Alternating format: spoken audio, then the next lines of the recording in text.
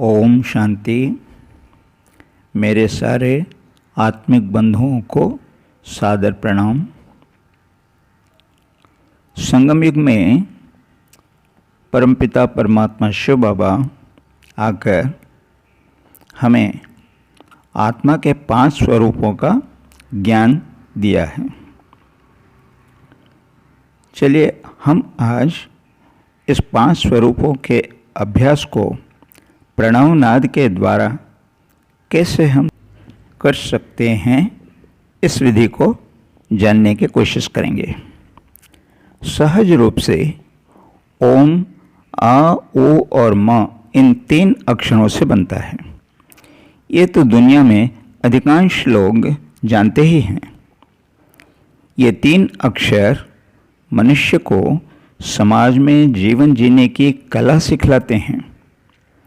अ अर्थात उसके आचरण का सूचक है। उ उसके उच्चारण अर्थात बोल। म माना मानव के मन में उठने वाले संकल्पों का प्रतीक। इसलिए जीवन को उत्तम बनाने के लिए ये तीनों लक्षण भावपूर्ण और श्रेष्ठ होनी चाहिए। इसका अर्थ है कि वह व्यक्ति सदा उत्तम आचरण अपनाने वाला, मुख से मीठे बोल बोलने वाला और सबके प्रति शुभ भावनाओं से भरपूर होने वाला होना चाहिए। इसे ही त्रिकरण शुद्धि भी कहते हैं। इस प्रकार से मनसा वाचा कर्मणा पवित्र, स्वच्छ, निर्मल स्वभाव संस्कार वाले मानव का जीवन ही सार्थक, समर्थ और सफल होता है। अभी यदि हम और गहराई से इस ओम ध्वनि को सुने तो हमें उसमें 5 स्वर सुनाई देंगे। वे हैं अ, उ, ओ, ऊ और अम। ये 5 स्वर जन्म मरण के चक्र में शिव परमात्मा द्वारा बताए गए चारों युगों में मानव के 5 स्वरूपों को दर्शाते हैं, जिसमें पहला अ अपवित्र, अधम, शूद्र वर्ण स्वरूप का सूचक है। द्वापर युग से मानव देह भान के कारण सारे विकारों के वश होकर अति दुखित हो जाता है। जीवन जीना जब मुश्किल हो जाता है तब ईश्वर की भक्ति करने लगता है। भक्ति करते हुए भी विकारों के कारण ईर्ष्या, द्वेष, घृणा, क्रोध आदि दुर्गुणों के प्रभाव से नीच पतित बन पड़ता है। यही मानव के अपवित्र, अधम, शूद्र वर्ण का स्वरूप है। अब दूसरा है उ उत्तम, ब्रह्मा मुख वंशावली, ब्राह्मण वर्ण का स्वरूप। कलयुग के अंतिम समय पर संसार में जब धर्म की अति ग्लानि होती है, निराकार सर्व आत्माओं के पिता शिव परमात्मा तब भारतवर्ष में एक साधारण मानव के तन में अवतरित होकर उनको प्रजापिता ब्रह्मा का नाम देते हैं। उनके द्वारा भक्ति भाव रखने वाले भारतवासियों को अपने गोद लेकर ब्रह्मा कुमार, ब्रह्मा कुमारी कहते हैं। यही सच्चे ब्राह्मण वर्ण के हैं, जिन्हें परमपिता परमात्मा सारे विश्व के आदि मध्य अंत का ज्ञान देकर आत्मा और स्वयं अपना परिचय देते हैं, जन्म मरण के चक्र का रहस्य समझाते हैं। इन ब्राह्मण आत्माओं को अपनी संपूर्ण ज्ञान और शक्तियों को प्रदान कर संपूर्ण पवित्र बनाकर सतयुग और त्रेता युग में देवताई जन्म प्राप्त करने के योग्य बनाते हैं। इसलिए भारतवासी अपने आप को कितने महान भाग्यशाली हैं स्वयं महसूस कर खुशी का अनुभव करना चाहिए, क्योंकि इस संगम युग पर ही स्वयं परमात्मा इन भारतवासियों के बाप, शिक्षक और सद्गुरु बन ब्रह्म ज्ञान का बोध कराते हैं। तीसरा स्वर है ओ, जिसका उच्चारण करते हुए परमात्मा के दिए हुए ज्ञान का मनन चिंतन करते हुए, धारण करते हुए, संपूर्ण माया पर, विकारों पर, सर्व इंद्रियों पर विजय प्राप्त करते हुए पूर्व जन्मों के पाप का फल अर्थात विकर्माजित ब्राह्मण सो सूक्ष्मवतनवासी स्वयं को फरिश्ता रूप में देखना है।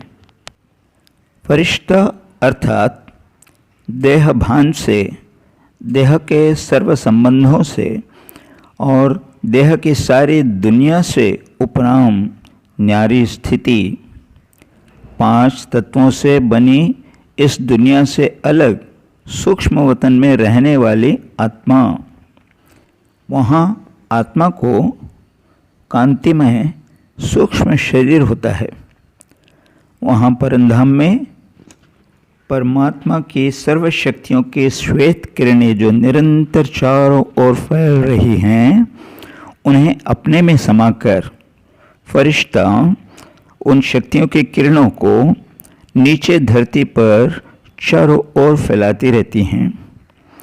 फरिश्ता सर्व दिव्य शक्तियों से संपन्न पिता परमात्मा समान हो जाती है और पिता के साथ मिलकर पल भर में सारे विश्व का भ्रमण करते हुए सर्व का भला करने की क्षमता और कल्याणकारी गुणों से संपन्न होती है। चौथा स्वर है ओं। ओं की ध्वनि करते समय आत्मा स्वयं को संपूर्ण पवित्र निराकार शिव परमात्मा के पास परमधाम में अति सूक्ष्म एक चमकते हुए सितारे जैसे ज्योतिर्बिंदु स्वरूप में महसूस करना चाहिए।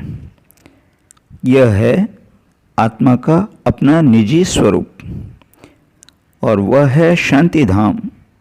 वहाँ परम शांति के सिवाय कुछ और नहीं होता। वहाँ कोई कर्म भी नहीं होता। उस वतन को ही निर्वाण धाम, मुक्ति धाम, कैवल्य धाम, परलोक भी कहते हैं।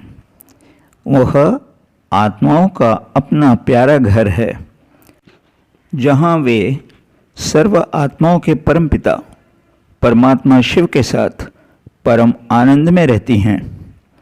यही है आत्मा का अनादि ज्योतिर्बिंदु स्वरूप। अब आत्मा के 5वें देवता स्वरूप का सूचक स्वर अम का उच्चारण थोड़े लंबे समय तक करना चाहिए और उस समय सृष्टि चक्र के प्रारंभ में आत्मा फिर से सतयुग में पुनर्जन्म लेकर देवी देवता स्वरूप धारण करती है, ऐसा अनुभव करना है। देवता स्वरूप अर्थात नए कल्प के शुरुआत में आदि पूज्य स्वरूप। सतयुग में आत्मा संपूर्ण पवित्र 16 कलह संपन्न स्वर्गाधिपति विश्व राज्य अधिकारी सर्वशक्तिवान देवता स्वरूप धारण करती है। इस प्रकार ओम की ध्वनि एक बार करने के लिए आ, उ, ओ, ओम का उच्चारण जितना समय करते हैं उतना समय केवल अम कहना है, क्योंकि द्वापर से कलयुग अंत तक आत्मा शूद्र से ब्राह्मण सो फरिश्ता स्वरूप धारण करती है, तो सत्य त्रेता मिलाकर सारे आधे कल्प में पूज्य देवता रूप में ही रहती है। इस प्रकार आत्मा के 5 स्वरूप ओंकार ध्वनि में समाहित हैं। ये एक निगूढ़ रहस्य है जो दुनिया में शायद ही कोई जानते हैं। जो कोई रोज सुबह अमृत वेले और शाम संध्या समय प्रणवोपासना इस क्रम से करेंगे, उनके जीवन में बहुत जल्दी अच्छे परिवर्तन होने लगेंगे। अब चले हम ओम ध्वनि करते हैं।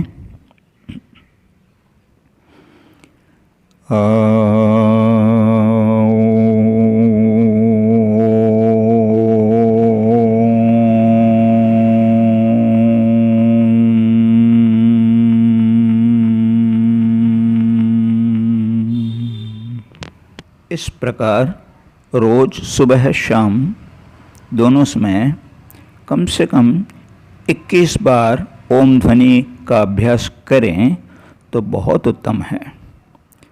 नहीं कर सकें तो कम से कम 11 बार तो करना ही है, तो बहुत अच्छे अनुभव होने लगेंगे। ओम शांति।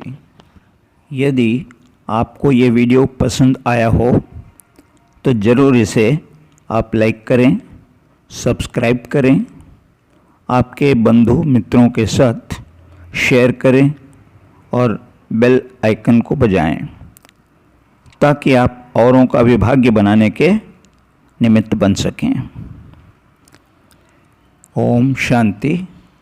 आपका शुभचिंतक बीके विजय भास्कर। लोका समस्ता सुखिनो भवन्तु, सर्वे जना सुखिनो भवन्तु। ओम शांति शांति शांति।